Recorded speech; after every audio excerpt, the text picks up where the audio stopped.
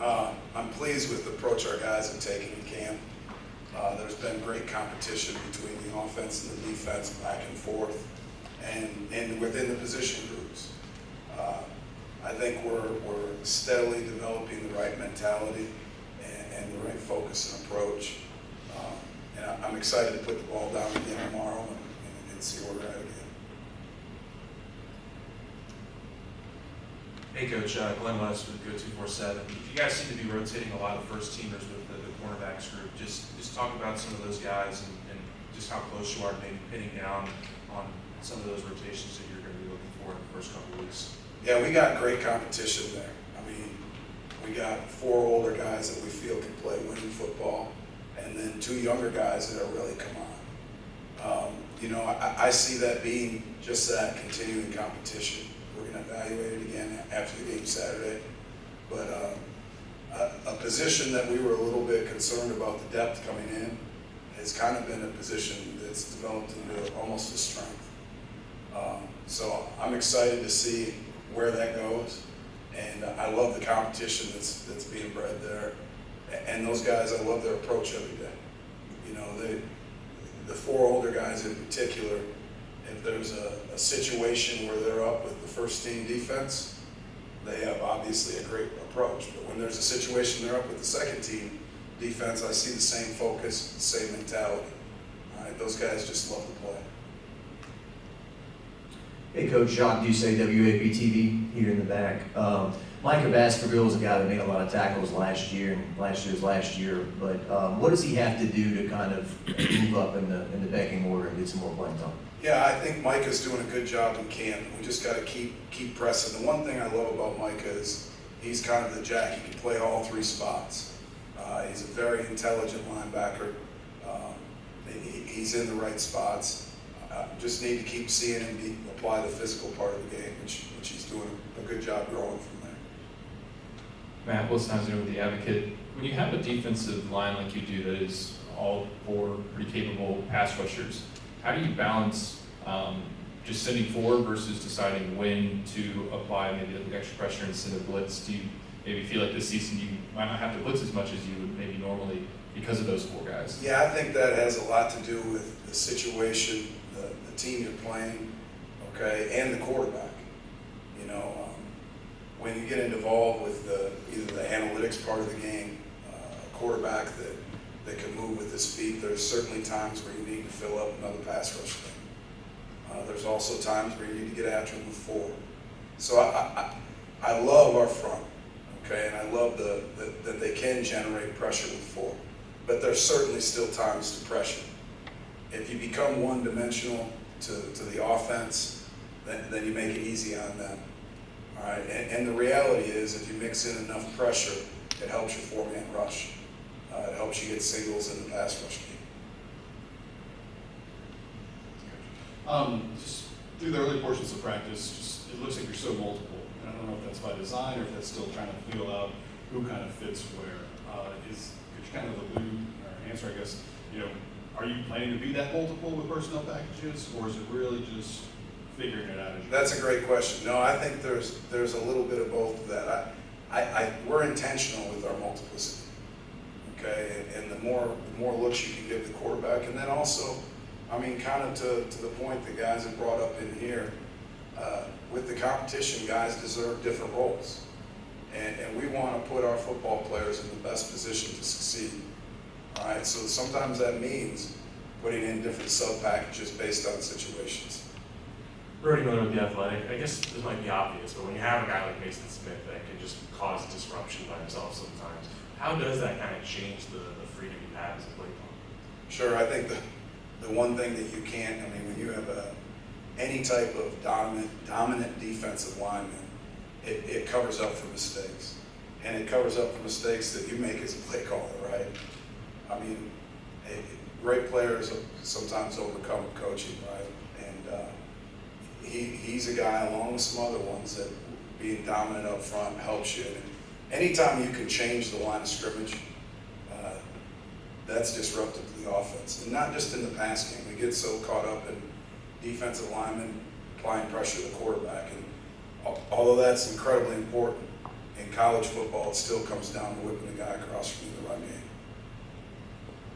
Coach Jacob Vernon from the Vernon Bird. Defensive schemes are similar to puzzles. What would you say is the most important piece to your puzzle? Yeah, that everybody understands it, right? You can't be, until guys are able to understand and execute, that's the number one thing. So kind of like way back when I first got here, you got to make it teachable, learnable, and then executable. And that's the key to it. And I think the further you progress, the more multiple you can become. Matt Sheldon Nichols at the Advocate. This school has been known for DBU and linebackers a little bit. It's been a while since the defensive line. Can you allude to the depth you have there now, and also the options and flexibility? How comfortable are you with what Ali Gay and BJ give you? Yeah, I think Ali and BJ are doing a great job off the edge. You know, Savion's coming along on the edge as well. Desmond's applying some competition off the edge. You know, Quincy is getting better and better with every opportunity. And the thing about that too is they're doing a good job where they can play multiple alignments on the front, and that gives you great flexibility. And also, when you start getting into game week, it allows you to get the best matchups you possibly can in situational football. Coach Tim Buckley with Tiger Rag, sticking with that, with Ojulari in particular, how much of the way you plan to use him is it's just suited to his skill set? How much of it has to do with the fact you got Gay on the other side? And then in terms of the next level, is that like what his skill set is potentially at the next level? Yeah, I think, you know, I hate to say this, but you get so caught up. All I'm worried about is the next practice, do I think BJ has a skill set that, you know, has a chance to be elite? Absolutely. And as far as your question comparing him to Ali, they are a little bit different. I mean, BJ excels in space. BJ is a guy that he can come off the edge, but he still can hold an interior gap as a 6 technique. We feel like he can whip a tight end, but we're not going to put him in a 4-eye inside a tackle, where Ali gives us a little bigger body that can do those types of things. Ali can slide around up there or down, you know. So they are different. I hope that answers your question. Hey Coach, Cook Urata with the Appetizer. I was sort of curious as to how the depth chart of linebacker sort of shaping up. I know Wes Weeks seems like he's created a bit of a role for himself as well. Yeah, I think we've had good competition there too. I've been really pleased with, in general, how as a defensive unit, our guys are competing, challenging each other, still in a positive way, pushing each other in the meeting room. I've been pleased with their approach and their focus on, I'm going to take advantage of my rep. Wes is certainly a guy that's improved from spring, and we got a lot of trust in Wes to go out and execute. Hey Coach, Leah Van with the Advocate. We've seen a lot of Colby Richardson in practice. Where do you see his role being this season, and what has impressed you about him? Yeah, Kobe's one of those 4 older guys I was talking about that's continuing to compete. I love his approach every day. I mean, you're talking about a guy that's going to take advantage of every opportunity LSU gives you away from the football field. I love the way he approaches nutrition. I love the way he approaches training. I love the way he takes care of his body in the training room. And then when you go out on the field, all right, those habits show. He's a guy that when given opportunities, he takes advantage of. And I'm so pleased he's here. And aside from that, the one thing off the field, I think he brings us a great presence. He's a great teammate. Coach Peter Rodriguez from the Rebel, kind of circling back to BJ, what have you seen from him kind of as a leader, not just with the defensive line, but with the defense as a whole? Yeah, I love, number one, that BJ, I mean, he's one of our most coachable guys on defense. He yearns to learn, which is huge, right? I love that he's a man of character. When a guy in our room talks about BJ, they talk about him doing the right things on and off the field. And that, you know, that accountability shows up on the field. Hey Coach, Harold Perkins seems to have great speed moving sideline to sideline, and for a freshman. How is he doing so far with you? Yeah, Harold, like you just said, his speed and his athleticism flash. I absolutely love how Harold approaches the game. I love how Harold wants to be corrected. With that being said, it's, I gotta look at my practice script, but it's practice 13 for him. So every day is a new learning experience you can imagine. He's seeing things that he hasn't seen before. He's being exposed to different things. So it's definitely been a learning process for him.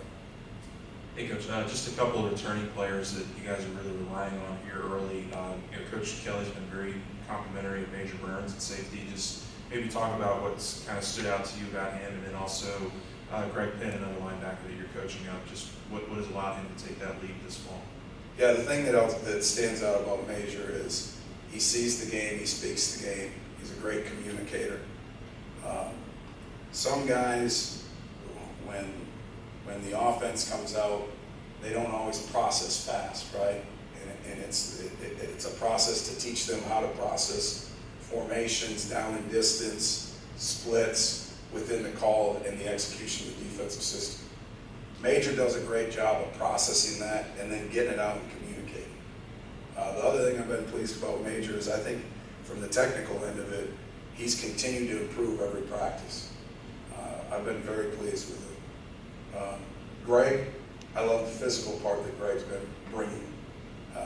When he got challenged coming out of the spring, he needs to be a little more physical, and he's done that. Pat Timlin, NBC 33. Go back to the cornerbacks. Kai Gardner, what have you noticed from him in camp, and what's really stood out from the work ethic that he brings?